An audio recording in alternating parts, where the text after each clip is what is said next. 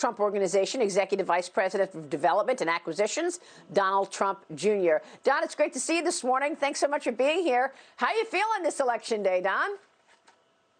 Well, I'm a little bit tired. I got in from Traverse City, Michigan, about 3:30 last night. So after the whirlwind, basically 3 months that I've had on the road, I'm a little bit beat. But honestly, I feel really good at Maria. The energy that I see on the ground, the crowds. It's small town America. These people get it. They're proud of their country. I mean, living in the People's Republic of New York, you don't see that. But, when you get out there and you see that kind of spirit, it's truly amazing. And these people get it.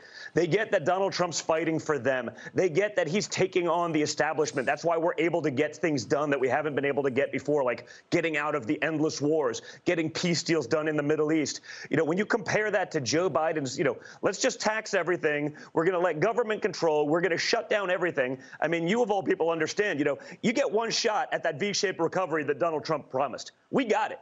You do another shutdown. Yeah. So many of those businesses are closing their doors, never to be opened again. And the millions of people that they employ are going unemployed because of it. So this election is truly about freedom versus tyranny. It's about freedom and democracy versus socialism and Marxism, which is today's Democrat Party platform. And I think that's the thing that I see also that's sort of interesting. It's why magazines and newspapers like the Pittsburgh Post-Gazette, that hasn't endorsed a Republican in like 40 years, are coming out for Trump.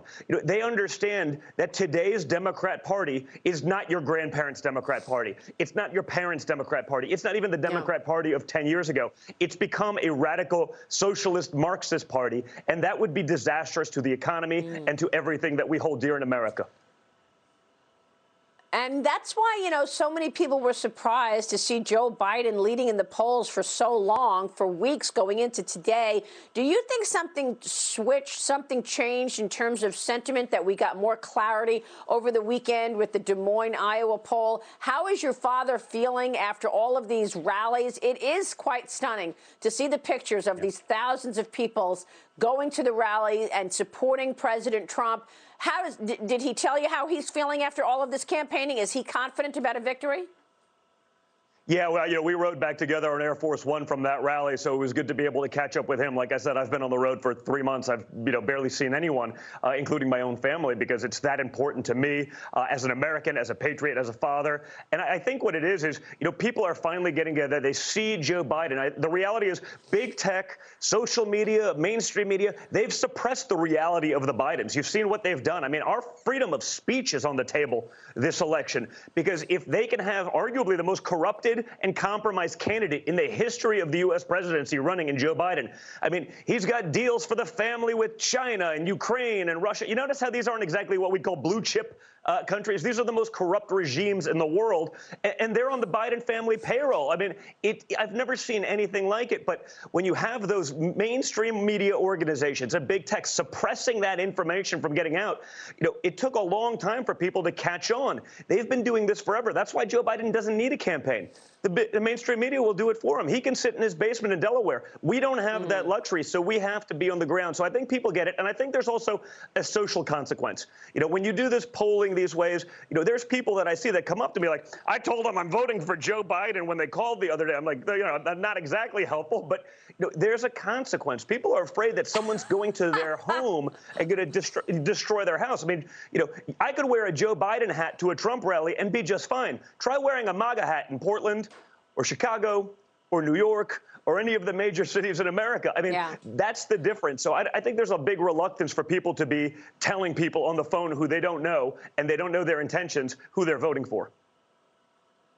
Well, I think you make a really important point in terms of the attacks that people get just for voicing support for President Trump. I mean, so many people, they may wear a hat, come out, support the president, and they get attacked on Twitter, on social media. And then, of course, there is the suppression of the Hunter Biden story, which is a real story, which indicates, at best, an incredibly morally questioning situation where Hunter Biden's pocketing all of this money. And and allowing CFIUS to give approval for deals so that China can come in and acquire our intellectual property. Is that going to be a focus in some of these swing states? I mean, let's look at Pennsylvania, for example, Don, and what are you expecting there? Florida, Arizona. Do you think we're going to know a clean sweep tonight, or do you think we're going to have a question? Remember what Hillary Clinton told Joe Biden? Yeah. Contest everything. Do not give up at any cost. Well, that seems to be the Democrat game plan. You know, I've been on the ground. We've created the best grassroots movement we've ever seen.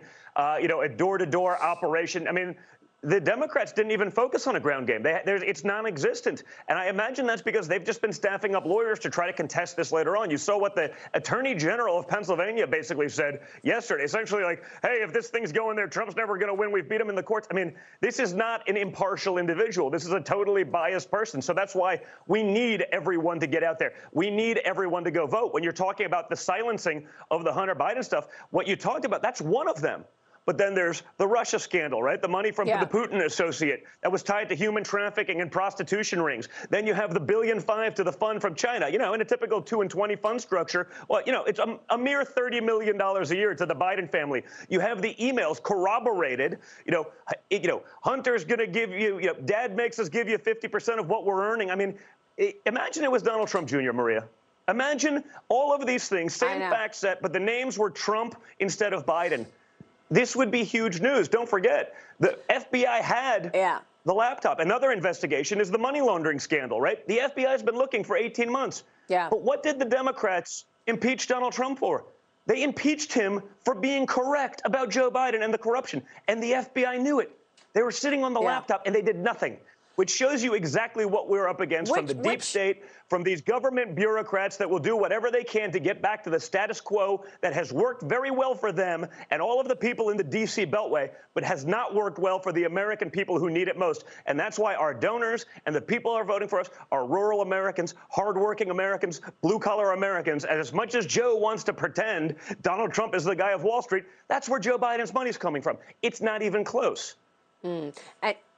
And you think all of this resonates with the American people? People are onto it at this point. Which states do you think President Trump is expecting to carry for a path to victory? Yeah, well, listen, I feel great about North Carolina. I feel great about Florida, but it doesn't matter. Like I said, we need people to show up and vote.